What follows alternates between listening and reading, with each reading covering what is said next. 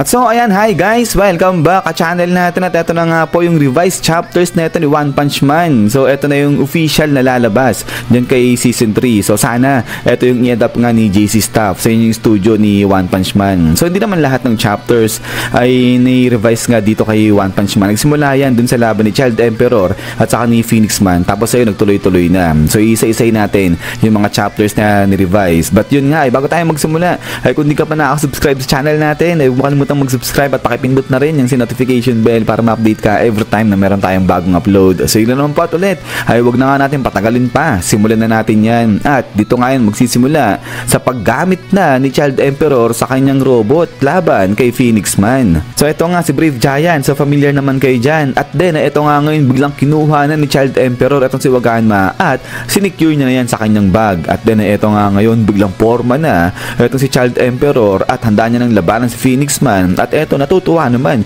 si Phoenix Man, sabi niya nga dyan, aba, ang ganda ng nakuhang costume nito ni Child Emperor, robot. Pero sabi nga ngayon ni Child Emperor na hindi lang yung basta-basta robot. But then eto nga, nung magsisimula na etong laban ng dalawa, biglang may ginawa rito etong si Phoenix Man. So sigaw nga si Jam at eto maya-maya ay parang winawarp na nga dito etong si Child Emperor at then ay bigla silang napunta sa lugar na to. Sa tungkol na itsura ni Child Emperor, talagang gulat na gulat siya. At eto ngayon, sabi nga ni Child Emperor, teka lang, ano to, san to, ano nangyayari? At then, ay dito na nga ngayon ay pinaliwanag ni Phoenix Man kung anong nangyayari. Kasi sinasabi nga dito ni Child Emperor, nasan yung robot niya, nagmamalfunction ba yung monitor niya? Pero, eto nga, sabi ni Phoenix Man na hindi ganun, hindi nagmamalfunction etong mga monitors ni Child Emperor at pati yung kanyang robot. So, ang sabi nga rito ni Phoenix Man, ang ginawa niya, pinag-connecta niya yung spirit na ng dalawa ni Child Emperor. At ngayon ay nasa lugar sila na kung tawagin spiritual space na matatagpuan lang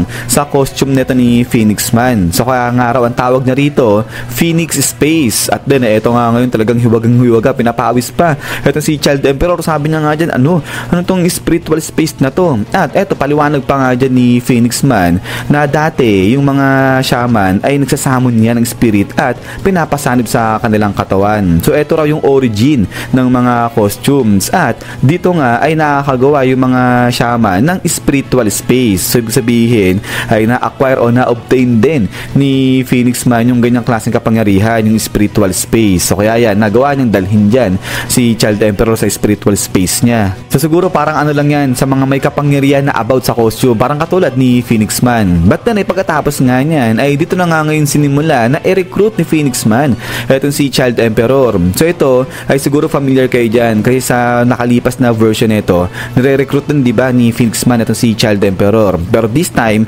ay nasa spiritual space na nga sila ni Phoenix Man. At so ito nga, nung nire-recruit na nga ni Phoenix Man itong si Child Emperor, ang sabi niya nga dyan na alam niya kung ano yung talagang saloobin nito ni Child Emperor. Nararamdaman niya na parang di siya ganun ka-importante, mababa yung value niya, di siya ganun pinagkakatiwalaan kasi nga bata lang siya. At ito ngayon, biglang sabi nga ni Child Emperor na sinasabi lang yan ni Phoenix Man para lokohin siya, para i-trick siya kasi nga mag-isa lang itong si Phoenix Man gusto niya magkaroon siya ng kakampi. At now ito nga, sabi nga rito ni Phoenix Man, oo, tama naman itong si Child Emperor, oo, mag-isa lang siya at gusto niya nga magkaroon ng kakampi. Kaya nga, bakit daw hindi sila magsama nilang dalawa ni Child Emperor, magkampihan sila at gumawa sila ng sarili nilang organization na mas hihigit pa dyan sa Master Association. So ang kailangan daw ni Child Emperor ay yung isang kasama, isang kakampi na kung saan talagang pinagkakatiwalaan siya at talagang pinapahalagahan yung kanyang value kahit na ganyan na bata lang siya. At then, ito nga ngayon ay parang napapatahimik dyan.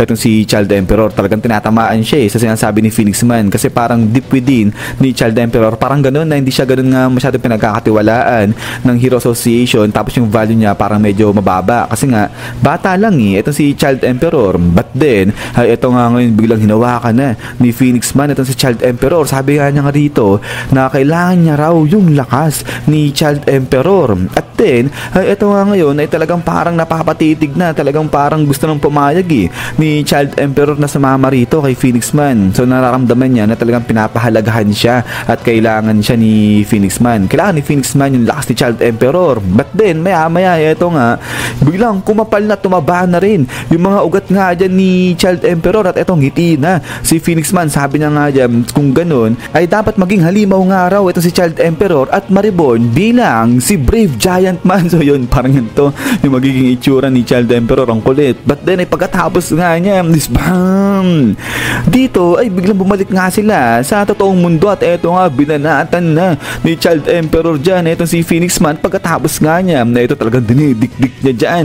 Eto si Phoenix Man, grabe bend na nga siya. At then ay dito nga ngayon, bilang sabi ni Phoenix Man, change mode. At dito niya na nga ginamit ngayon itong kanyang Prominence Hawk mode. So dito ay tinutulak na nga o inaangat na paunti-unti ni Phoenix Man itong kamao ni Brave Giant. At pagkatapos nga niya, spang! So bawi ng sipa rito itong si Phoenix Man. So na-pushback niya dyan itong si Child Emperor. At then ito nga biglang sabi ngayon ni Phoenix Man na mukhang nagawa ni Child Emperor na makaalis sa kanyang spiritual space sa pamagitan ng kanyang willpower lang. At then ito nga ngayon ay naka-recover na nga ulit dyan at nakatayo na itong si Child Emperor at handa niya ng labanan ulit itong si Phoenix Man. But then maya pa ay ito nga nag-change mode ulit dyan itong si Phoenix Man into Phoenix Fire Falcon mode. So ito na yung mabilis na version naman ni Phoenix Man. At pagkatapos nga niya pang nga na, sige. So dito pinag-a-atake niya ng pagkabilis-bilis itong si Child Emperor. Pero dito nga ay biglang bumawi ng atake itong si Phoenix Man gamit itong kanyang rope. At ito nga sa pag-ikot niya niyan ay biglang tinamaan rito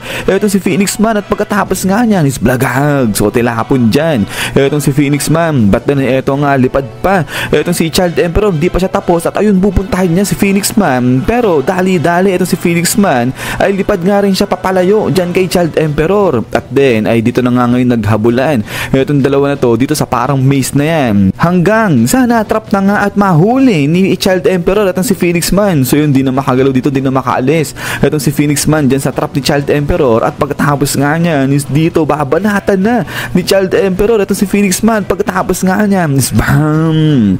Dito sa pool ngayon si Phoenix Man at ito nga dinidikdik siya dyan ngayon ni Child Emperor. Pero dito ay biglang ginamit nga ni Phoenix Man ito kanyang Hawk mode. At ito nga sinalo niya ulit dyan yung kamao ni Phoenix Man tuloy ni Child Emperor. At pilit niya nga yung pinupushback ulit itong si Child Emperor. Pero dito nga ay tinanggal na ni Child Emperor yung lahat ng restrictions dyan sa kanyang robot. At mas pinuwersa niya pa itong si Phoenix Man dyan. So grabe, nag-booster dyan itong si Child Emperor. At pagkatapos nga niya, boom!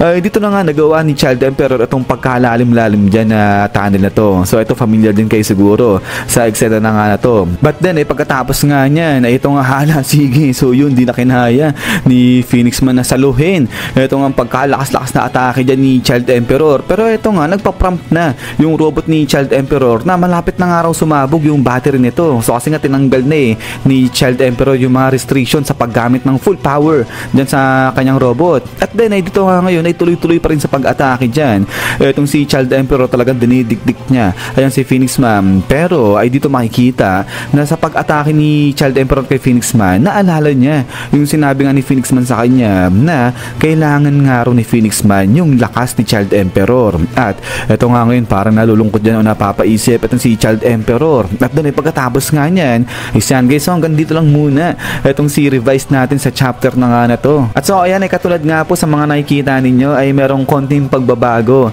dyan nga sa laban ni Child Emperor sa nga ni Phoenix Man. So nalagdag dyan yung sa space ni Phoenix Man. So ayan ay tutuloy-tuloy lang natin to guys hanggang sa umabot nga tayo dun sa lahat ng mga chapters na na-revise nga rito kay One Punch Man. So para pare-pares lang tayo ng storyline saka nga ng timeline. So yun na naman at ulit ay hintay-hintay lang para sa kasunod nito. So yan ay lagi mag-ingat. God bless nila at kita-kits tayo ulit.